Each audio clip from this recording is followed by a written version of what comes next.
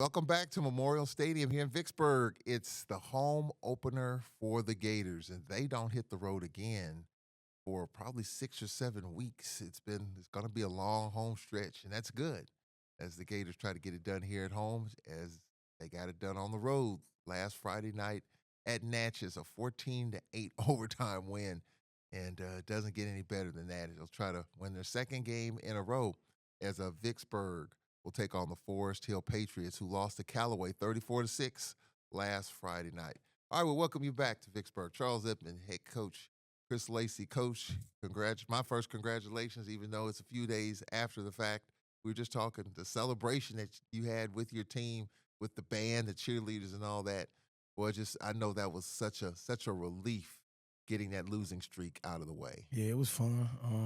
When you have games like that, you just try to, what's best for the kids, and they needed some energy too. So look, let's forget the after game speeches. Just go have fun and celebrate with your friends and your peers. And that was a lot of fun. And you go back to even the jamboree. You were down, and then you made plays, and then you wanted to find a way to win that jamboree late, just like you tied it up late and you won it in overtime. Kind of similar situation. Yeah, it's just one of the things you always talk about: adversity, resiliency. It's good to see that early in your kids because later on you're gonna have some tough ones that show up also when you get to certain teams. So it's good for them to go ahead and get that out. You try to simulate as much as you can in practice, but it's nothing like the real thing. I felt like we were just kind of right there, even offensively. It was a struggle, but I always felt like we were just right there. Maybe our defense could create a touchdown. I thought that could possibly happen, but your defense did their part, hanging in there. Then offensively, you made the play, you got the 2-point conversion, then send it in overtime. Well, we like to, I want my teams to be built around, defense and that mentality of, get the ball back and, that type of thing. So the kids starting to buy into it. I don't know if there was something we kind of lost last year or what, but I mean, right now everybody is hitting on all cylinders. So we trailed, obviously, 8-0, and on that unfortunate deal with Maxey losing the football and recovered in the end zone. What has to change right there in terms of him just getting the ball out? Just the pocket collapsed on him. What No, happened it was on just that? muddy. Like, it was you could hear the kids from both sides, saying that the ball was muddy.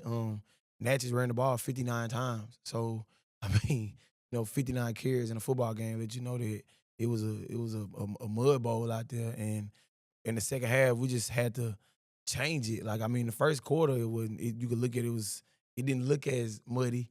But when them kids start stepping in that mud and stuff, the ball just took over the ball. So the adjustment that was made at halftime was just put it on the ground and whatever come out of that, just go come out of it. So I think both teams actually took that mentality and did that, and it just turned into a pad on pad, helmet on helmet game. Yeah, it just seemed like Natchez was content with just running the ball and running the clock out. Yeah, and I wouldn't. I mean, I kind of, I had a call in I think the third or fourth quarter where I thought they were gonna pass the ball and they ended up running on like a long third down, and that's when it clicked in my head like, look, ain't nobody throwing the ball. It's just gonna be one of them games. So we just kind of switched to that, and it was fun.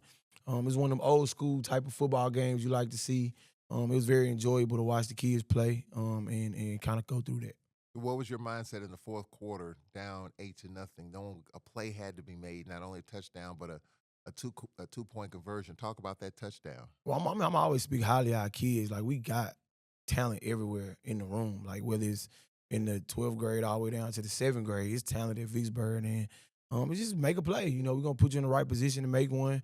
Everybody's got to believe in everybody and just make a play. And at that point, we're going to ride Jadarius is back all the way to the end zone. And the offensive line locked in. I can hear them on the field telling us what plays to call. They kept saying, Coach, run this back, run this back. They started believing in. When you get that, it's going to be a good game, and then just defense did what they're supposed to do.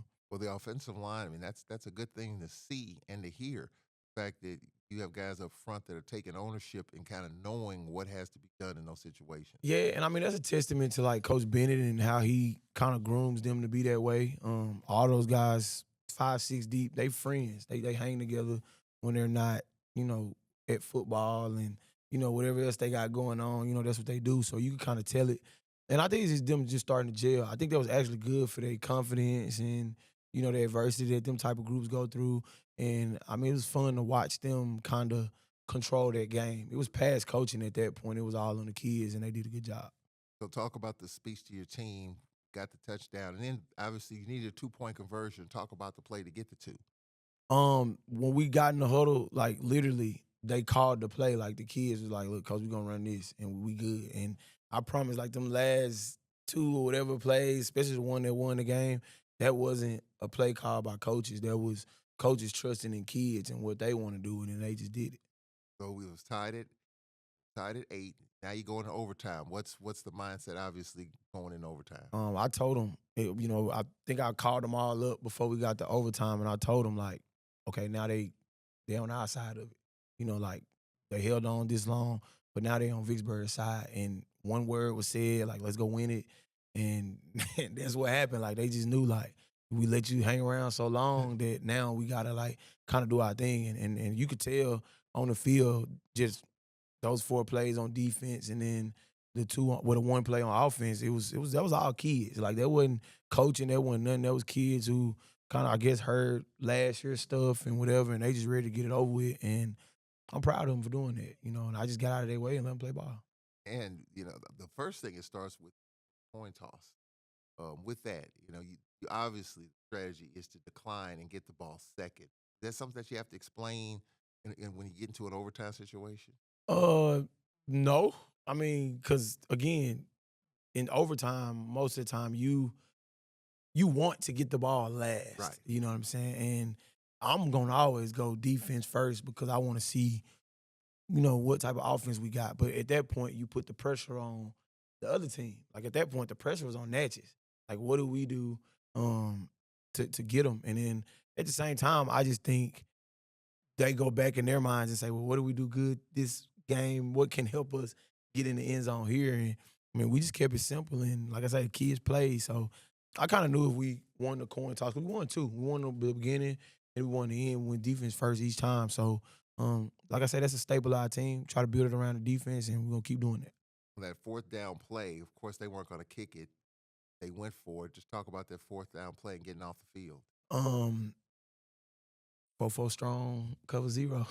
Just play it and let it go. And Destin Miner ended up making a play, got a sack on that play. It was something we practiced all week. I mean, the kids know it, they know how to adjust to it. And I didn't want him to, I mean, if he was gonna pass the ball, I saw 11 come back in the game because they started off with 12 and they brought 11 back. I was like, they're gonna try to pass his ball or they're gonna try to do a quarterback sneak or something like that. So the way that the play is set up, it was set up to be successful if the kids executed it well, and they did exactly that. I think they had a Wildcat quarterback that they brought in that produced some yards and some issues. A little bit bigger, just out of the Wildcat. And he had some positive plays. I know you had to adjust to that. Yeah, it's most of the time like everything they did, we knew we practiced for it, like the substitutions, everything, like we had it.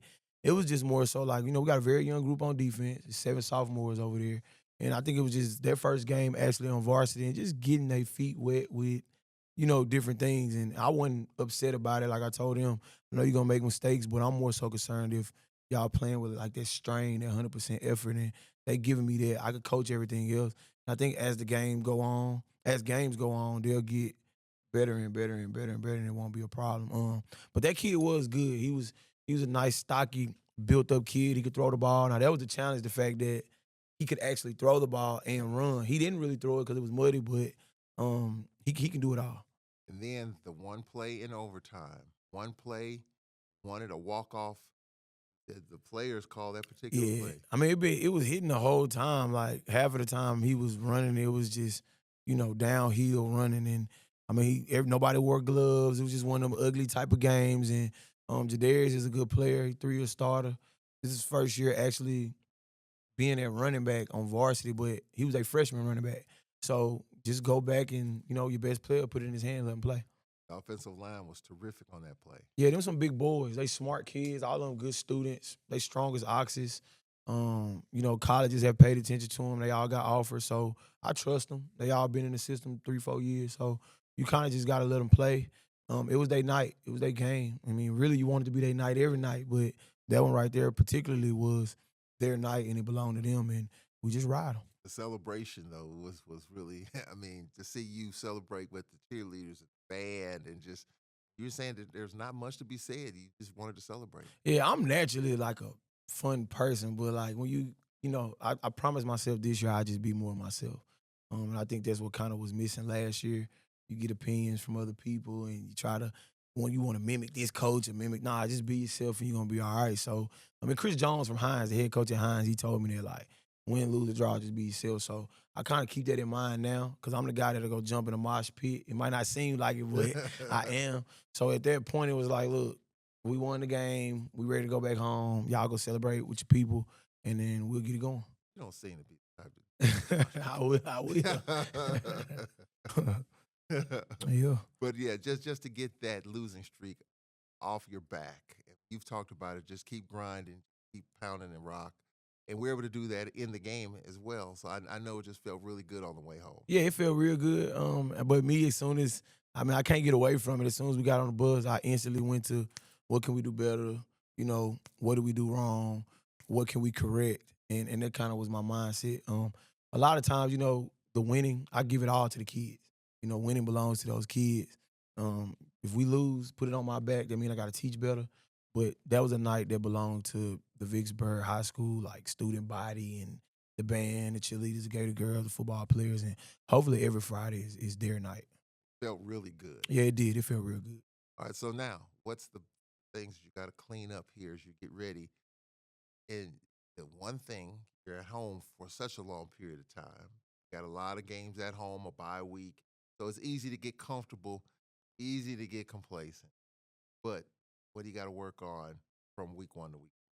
Just don't change. Like honestly, just don't change what we've been doing. I mean, we got a good group in the room.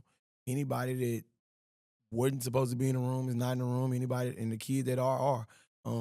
We just don't like losing. Like we got a good team. These kids all have won at some stage in life. Last year was just a blank spot on that, but this group has won since they've been in Vicksburg, and it's just us as coaches and teachers, administrators, whatever, just getting back to what we need to do to make our school be what it's gonna be. Because for some reason, people think it's not. So every little thing we can do, whether it's in the classroom, academically, or anything to get it back to what it's gonna be, we're gonna do. And I just feel like those that stretch of home games, it's good that we're at home. We can get wins. But I pray, like I told the kids, my one prayer was this game we play against Natchez is adversity based because I know later on down the line you're gonna see it again, and that's what I wanted to see. Because honestly, you wouldn't really be able to see it at home. And I'm not saying from a game perspective, but just the getting on the road and all of that, you wouldn't be able to see it. So I saw a team that can handle it. So now I'm confident, and later on we got the tools to be able to do it, and that's the expectation. So now that we're at home, it's just gonna be more so keeping them focused, not necessarily the adversity, but keeping them focused of the routine of getting ready to play a game at the house. But when you're on the road, your band is clearly it is your back is against the The wall. wall, right? It is you against the world in that box. Right, and then just adding all the other stuff, the mud, the I know for some reason everybody looks at Vicksburg like we they Super Bowl. Whether our record is 0-10 or 10-0, teams like trying to beat us. So the kids know that. Like I kind of took the mentality of payback was the game, and it's kind of like a small rivalry. So it was fun to be in that light with them. But my mentality the whole time was we're not losing this game, and the kids kind of piggybacked off of it. But it was tough. Like it was moments, it was stretches in that game where I was like interested to see like, all right, I wonder how they're gonna respond, and they did a pretty good job. Well, I'm not in charge of the schedule, but could this be something we'll see from now on, Natchez and Vicksburg, to start the season? Because it felt like these two teams, I think, deserve to play each other in game Oh one. yeah, yeah. I feel like if you go back and look at the history, like we played each other a couple times, and we done had some. I know the past four, two of them been overtime. Yeah. Last year was pretty tight, so we've squared off with each other a little bit, and it has become its own rivalry, and I liked it. I like new rivalries and being able to play other people from other places and kind of create that tension, because that makes every game interesting. You don't want to go in and just play a football game. You want rivalries. Rivalries are good. For so I kind of like it. And yeah, me and Coach Davis have a great relationship. I think we play each other in the JV game coming up. So yeah, I know that's gonna be tense, from that. So it's same kids. So I like it. I don't have no problem playing them. One thing I did notice, did this last year, burn timeouts fairly quickly. Right. Like, last week you burned two in 2 plays. I'm like, ooh. Then you burned one early in the third quarter. But you kind of mentioned last year that the timeouts, you can't take them with you. Uh, You slow the game down and have to call back to back or maybe even three in a row. I hope you don't. That doesn't happen. right. But if you have to do it, I'm sure you feel like you have to do that to slow the game down a little. Yeah, and I mean, I think about it now. What if I didn't take those timeouts? We'd be in some bad, worse situations. So that's what they there for you to correct and not put yourself in a position. And then at the same time, like they're there, but I can't sit to myself and say, well, I need to save one for the fourth quarter if it'll help me in the third. So I'ma always burn them. Like I'm trying to go home with it. Sometimes I just call a timeout just because, like I mean, I don't want to leave the first half with three when I could just use them if it lines up. Even if it's a kid that's tired or he cramping or anything, a cramp can be the reason somebody scored a touchdown. A fatigue kid. So I'm gonna burn them. Whenever. And I always ask the coaches in the head, say like, we need a timeout. Is something we need to talk Yeah. about? Like I'm gonna burn them. I'm gonna use them all up. So I mean, that's my plan. And I live with it. Put it on Coach Lacey at the end. Say what you want, but either way, I'm gonna look like a dummy one moment, or I'm gonna look like a genius one moment. So I'm willing to play that side of the quarter. Well, it definitely helped last week. As we look at tonight's game, Coach, look at Forest Hill, lost to Callaway 34-6. What do you pull out of that game? Nothing. I mean, they are rivals. They play each other in Jackson. That stuff can go any kind of way. I think last year Forest Hill came off a loss. I want to say I think, and they ended up beating us. So my mind is, don't take anybody lightly. I guarantee you, when they get off that bus tonight, they're not gonna be thinking we lost last week. They're gonna be thinking we beat Vicksburg last year. So our kids have to understand that and know that we just trying to go into the game and be dominant. I'm not kind of concerned about the losses. I'm gonna learn what Callaway did to kind of score or what Forest Hill did to shoot themselves in the foot.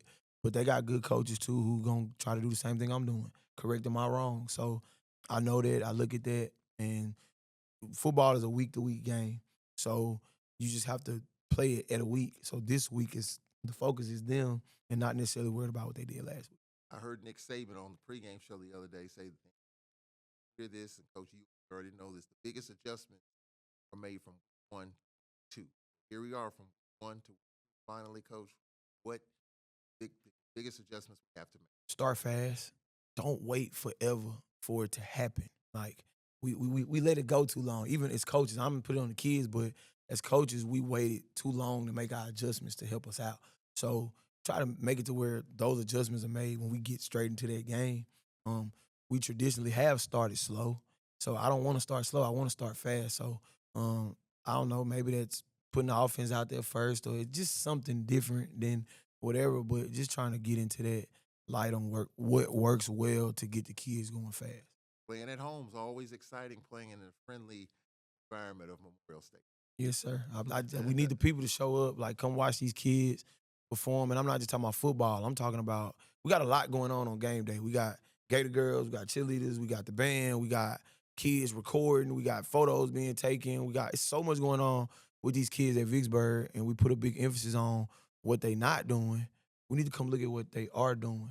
So come watch these kids do what they do in the stadium. Don't sit at home. Come watch the game, pay some money and watch them so we can see our kids' talents.